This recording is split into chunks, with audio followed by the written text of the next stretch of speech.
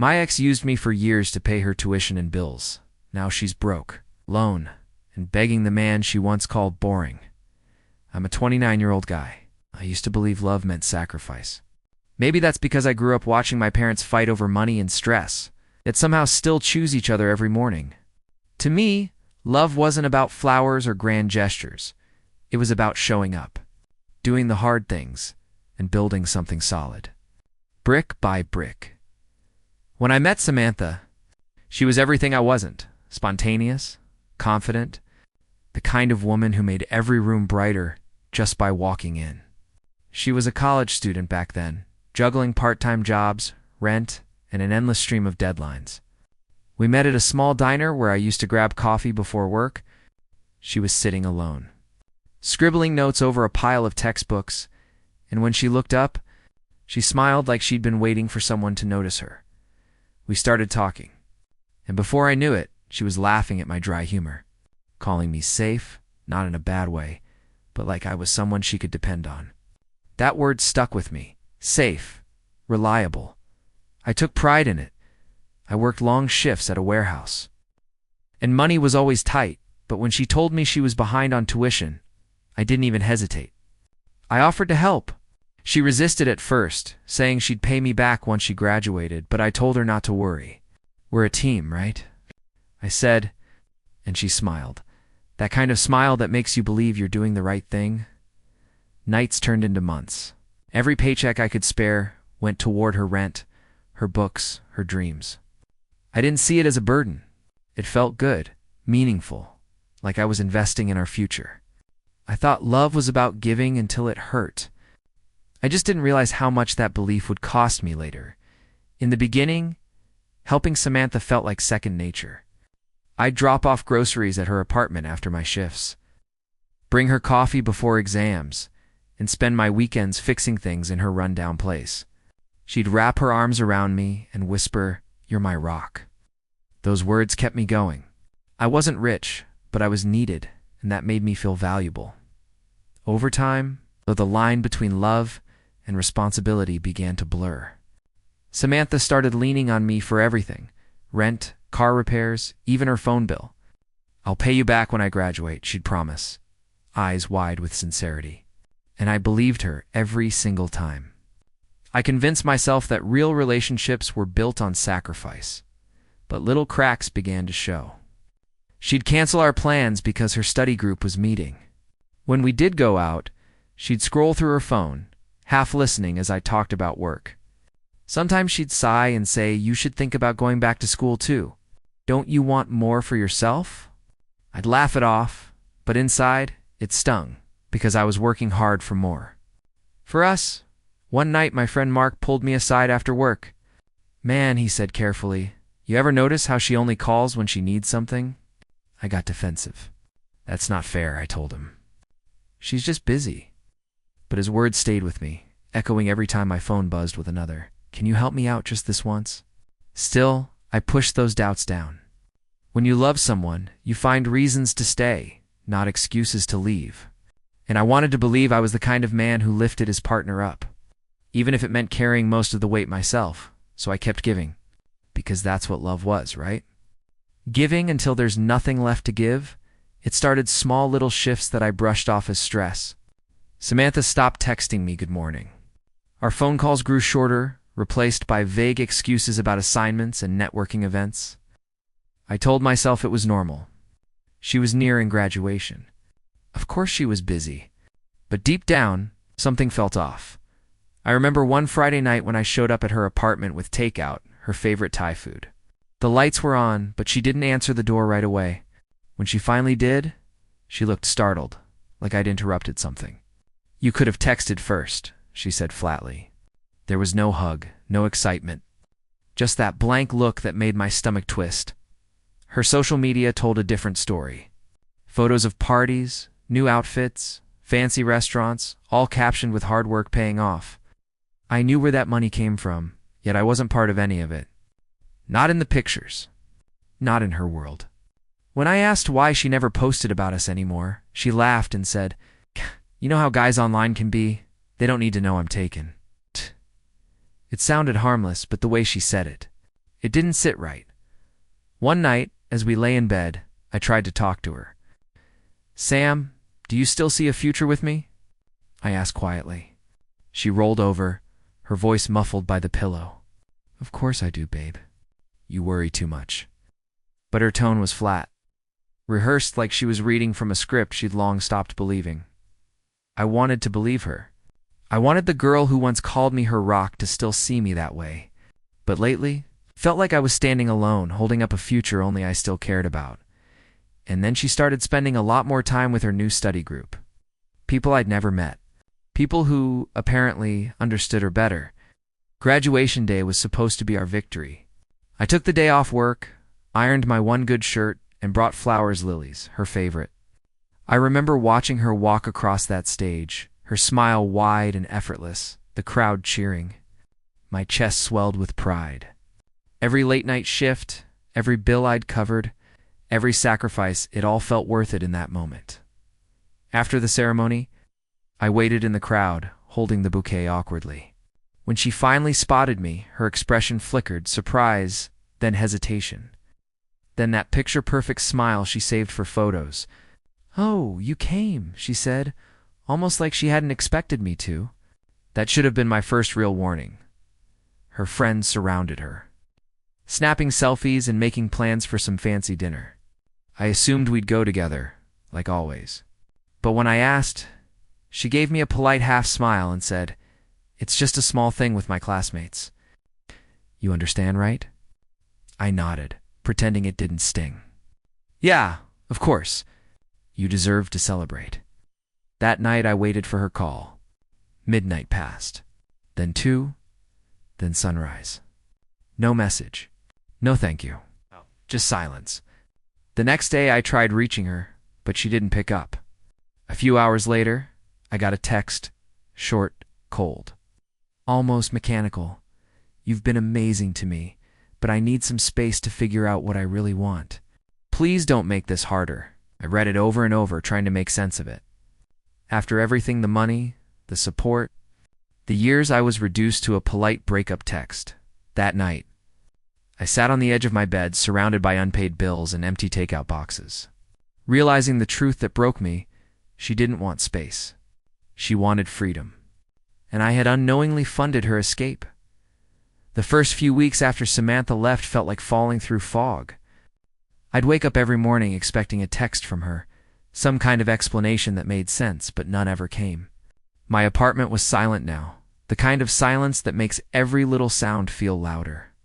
The hum of the fridge, the creak of the bed when I shifted, the emptiness where her laugh used to echo. I kept telling myself she'd reach out, that this was temporary. But when I checked social media, she was already posting photos, cocktails, captions, like new beginnings. Not a single trace of me. I'd been erased overnight. Money was tighter than ever.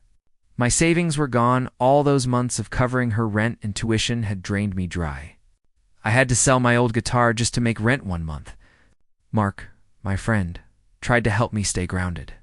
"You gotta stop torturing yourself, man," he said one night as we sat on my porch with cheap beer. "She's moved on. You need to do the same." I wanted to agree, but grief doesn't follow logic. It lingers. So I threw myself into work, long shifts, overtime, anything to fill the hours. Slowly, routine became my anchor. The ache didn't fade, but it dulled. Every small act, cooking for myself, paying a bill on time, felt like reclaiming a piece of what I'd lost. One evening, I found an old photo of us tucked behind a receipt in my wallet. She was laughing, her hand on my chest. I stared at it for a long time, then quietly folded it and tossed it into the trash. It wasn't anger. It was acceptance, the kind that hurts and heals at the same time. But I didn't know it yet. Her chapter in my life wasn't over. Not even close. It had been about 6 months since Samantha's graduation when I first heard her name again. I was at lunch with an old coworker, Jenna, who used to study at the same university. We were catching up when she said, "Hey, didn't you date Samantha? I saw her the other day with that guy, Ethan, from the business department." My fork froze midair. "Ethan?" I asked carefully. "Yeah," Jenna said, lowering her voice. They've been together for a while, actually. I think they started seeing each other before she graduated. For a moment, everything inside me went quiet. The kind of silence that burns.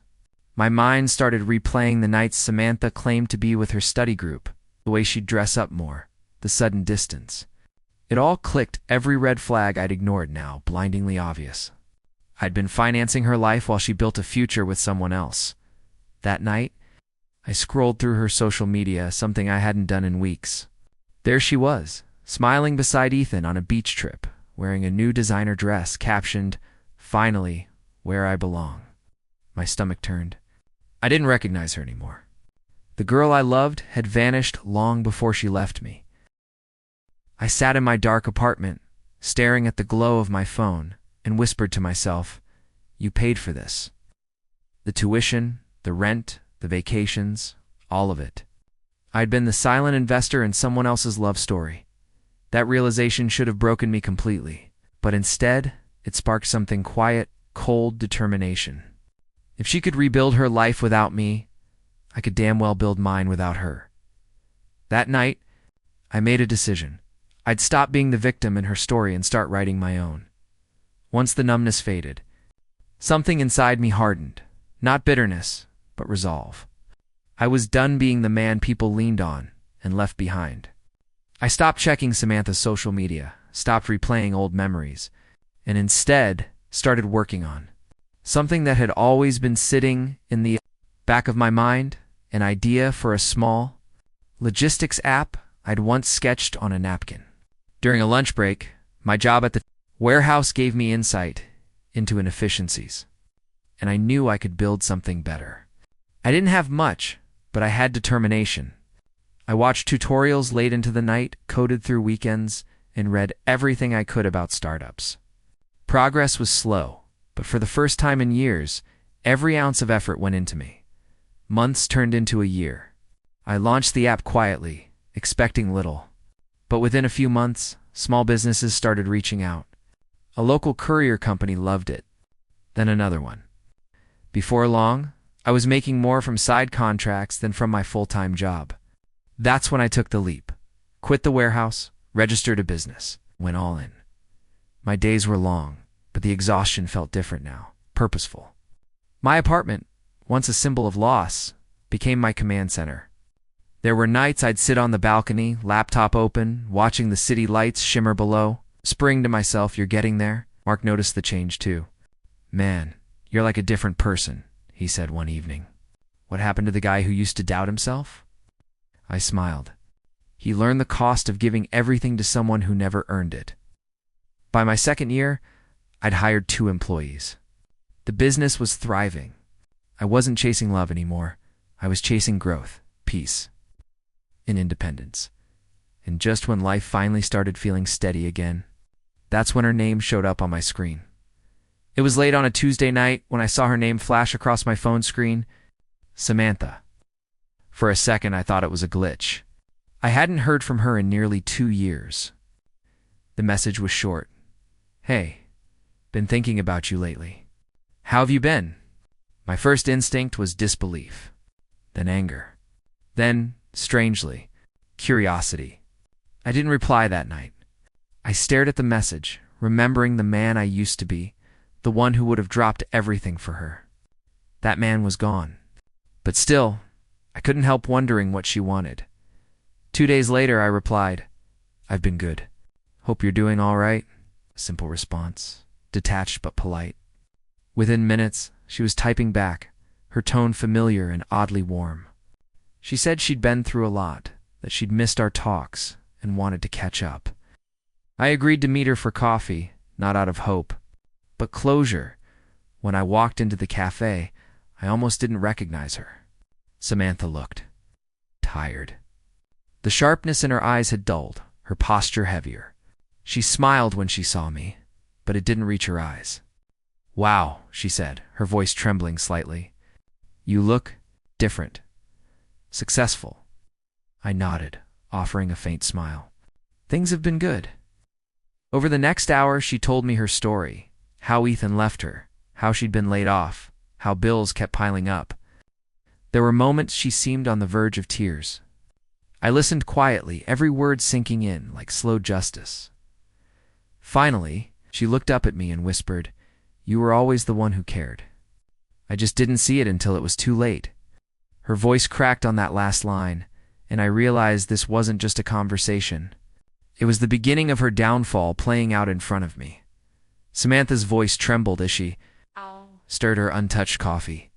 "I thought Ethan was different," she said quietly. "He promised me the world, said he'd help me start my own business, travel, live the life I deserved. But the moment I lost my job, he disappeared. Blocked me on everything." She laughed bitterly. "Guess karma doesn't text you before it hits." I just listened. No judgment, no sympathy, just silence. She filled it herself. "You know," she continued, eyes glistening, "I used to tell myself you were boring. Too predictable, too safe." Her words from years ago echoed in my head, sharper now than ever. "But you were the only person who ever showed up for me." She looked up at me, eyes wet. "I messed up, didn't I?" I leaned back, exhaling slowly. The air between us felt heavy, thick with ghosts of the past. "You made choices," I said finally, "and you learned from them. That's what matters now." But she wasn't done. Her voice broke as she whispered, "I'm broke. I'm behind on rent, and I don't have anyone left. I don't know what to do anymore." For a moment, I saw flashes of who she used to be, the confident girl with big dreams, the one who believed she was destined for more. Now, she looked small, fragile, like a shadow of her own ambition. Then she reached across the table and took my hand. "I miss you," she said softly.